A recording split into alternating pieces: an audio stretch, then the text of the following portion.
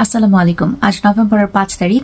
IRCC আজকে multiple ইয়ারের যে লেভেল প্ল্যান, ৩ বছর মেয়াদি যে একটা প্ল্যান করে ওরা, সেই প্ল্যানটা লেভেলস প্ল্যান বলে, এটা পাবলিশ করেছে 2026, 2027 এবং 2028-এর জন্য। তো লেটস হ্যাভ আ লুক কি পরিবর্তন হলো।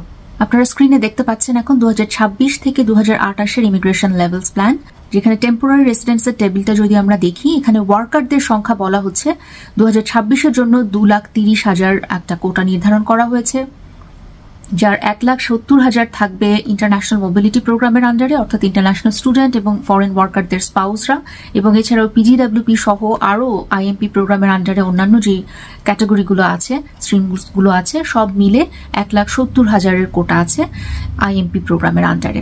আর এছাড়া ফরেন ওয়ার্কার প্রোগ্রাম, যেটা টিএফডব্লিউপি অর্থাৎ এলএমআই অ্যাপ্রুভড ক্লোজড ওয়ার্ক পারমিটে যারা আসবেন, সেই সংখ্যাটা হচ্ছে 60,000। তো এই দুটো মিলে 2,30,000-এর কোটা নির্ধারণ করা হয়েছে 2026-এর জন্য। এছাড়া স্টুডেন্টদের জন্য কোটাটা নির্ধারণ করা হয়েছে 1,55,000। এটা একটা হিউজ রিডাকশন। আপনাদের যদি মনে থাকে, এটা গত বছরে 2024-এ যখন ওরা 25, 26, 27-এর জন্য প্ল্যানটা দিয়েছিল, তখন 26-এর জন্য তখনকার প্ল্যান ছিল 3,05,900। এই 3,05,900টা ড্রাস্টিক্যালি কমে এখন হয়ে গেল 1,55,000। নিঃসন্দেহে এটা একটা blow for all the aspiring students. তো তার মানে এই যে আমাদের অ্যাপ্লিকেশনের প্রিপারেশনটা খুবই স্ট্রং এবং ফ্ললেস ডকুমেন্টেশন দিয়ে করতে হবে। There is no more taking chances or no more আচ্ছা করে দেখি, এই রকমের সুযোগটা আর না নেওয়া উচিত হবে। খুবই সতর্কতার সাথে, ঠান্ডা মাথায়, অ্যালাইনমেন্ট রেখে, ডকুমেন্টেশন একদম ফ্ললেস ক্লিয়ার ডকুমেন্টেশন দিয়ে অ্যাপ্লিকেশন করতে হবে। চলে যাচ্ছি আমরা পার্মানেন্ট রেসিডেন্সের কোটাতে।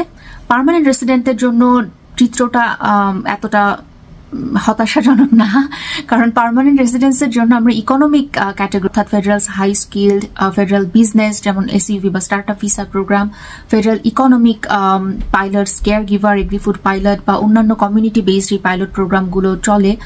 এছাড়া Atlantic immigration program, provincial nominee program, সবকিছু মিলে টোটাল নাম্বার অফ পিআর এই বছরের জন্য, অর্থাৎ 2026-এর জন্য নির্ধারণ করা হয়েছে 2,40,000, 2,39,800, 2,40,000 আনুমানিক। তো এই সংখ্যার মধ্যে, টোটাল নাম্বারের মধ্যে ফেডারেল বিজনেস অর্থাৎ স্টার্ট আপ ভিসার জন্য খুবই কম সংখ্যক একটা নাম্বার রাখা হয়েছে। পুরো বছর ধরে মাত্র 500 জনকে এই প্রোগ্রামের আওতায় আনা হবে। এছাড়া ফেডারেল হাই স্কিল, যেটা এক্সপ্রেস এন্ট্রির আন্ডারে ধরা হয়, এক্সপ্রেস এন্ট্রিতে ক্যাটাগরি বেসড ড্রগুলো হয়, সিইসি ক্লাসের ড্রগুলো হয়। এই টোটাল এক্সপ্রেস এন্ট্রির মাধ্যমে ইনভাইটেশন পেয়ে যারা আসবে, তাদের সংখ্যাটা হচ্ছে 1,09,000। এছাড়া আটলান্টিক ইমিগ্রেশন প্রোগ্রামের জন্য আছে 4,000, পাইলট প্রোগ্রামগুলো বা কমিউনিটি বেসড প্রোগ্রামগুলোর জন্য আছে 8,175। প্রভিন্সিয়াল নমিনির ক্ষেত্রে একটা চমৎকার ডিসিশন এটা হয়েছে।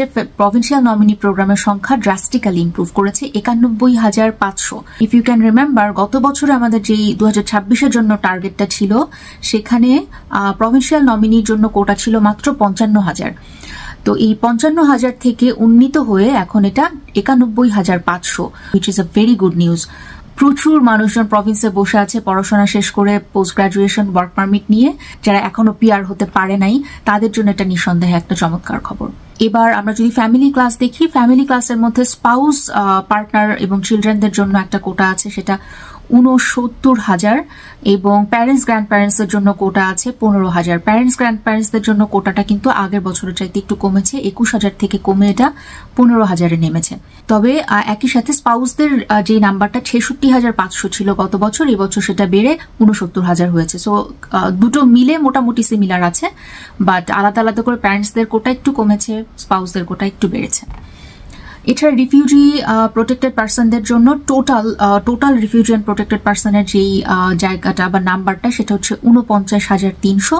এছাড়া হিউম্যানিটেরিয়ান অ্যান্ড কম্প্যাশনেট গ্রাউন্ডে যারা আছেন এবং আদার ক্যাটাগরি, এই দুটো মিলে 6,900 জনকে এই গ্রাউন্ডে পিআর করা হবে। তো এই গেল একটা সামারি, টেবিলে যেরকমটা ওরা প্রকাশ করেছে। এখান থেকে কি টেক অ্যাওয়ে হচ্ছে, পিএনপির কোটা বেড়েছে, চমৎকার খবর। এবং কি টেক অ্যাওয়ে চমৎকার খবর না, এটা হচ্ছে যে স্টুডেন্টদের সংখ্যা এবার কমে গেছে। এছাড়া আরেকটা চমৎকার খবর অবশ্য আছে, সেটা হচ্ছে আপনারা যদি আরেকটা ওয়েবসাইট আছে যেখানে ওরা সামারি দিয়েছে মোটামুটি কর্পোরেট ইনিশিয়েটিভ নিয়ে, তো ওখানে যদি দেখেন ওখানে একটা সুন্দর ঘোষণা আছে, one time initiative starting in 2026, যেখানে বলা হচ্ছে যে offering stability to those with protected status, অর্থাৎ যারা অ্যাসাইলামের জন্য অথবা রিফিউজির জন্য স্টেটাস ক্লেইম করেছে, পিআর এর জন্য অ্যাপ্লিকেশন করেছে, তাদের নিয়ে আইআরসিসি ঘোষণা করেছে আগামী 2 বছর জুড়ে 1,15,000 এইরকম অ্যাপ্লিক্যান্টদেরকে পার্মানেন্ট রেসিডেন্সি ইস্যু করা হবে। এছাড়া আরেকটা ভালো খবর হচ্ছে এক্সেলারেটেড permanent residence for selected skilled workers. এখানে আগামী 2 বছর জুড়ে অর্থাৎ 2026 এবং 27 জুড়ে 33,000 কেনেডিয়ান ওয়ার্কার যারা কানাডাতে অলরেডি আছেন ওয়ার্ক পারমিটে, এবং এখানে অবশ্য একদম স্পেসিফিক্যালি বলা আছে, আমি একটু পড়ে শোনাই। A one-time 2-year initiative in 2026 and 2027 to fast-track permanent residence for skilled temporary workers who are already contributing to communities and working in Canada in specific in-demand sectors with a focus on those in rural areas. তো এই অর্থাৎ একটা rural এরিয়াতে in demand সেক্টরে কানাডাতে work permit নিয়ে যারা already কাজ করছেন এইরকম মানুষদেরকে পিআর করা হবে আগামী 2 বছর জুড়ে, এবং সংখ্যাটা হচ্ছে 33,000। তো এই হচ্ছে আপডেট আজকের মতন আপাতত। যারা যারা ইমিগ্রেশন নিয়ে ইন্টারেস্টেড আছেন এবং প্রসেসের মধ্যে আছেন, আশা করি ইনফরমেশনটুকু কাজে লাগবে।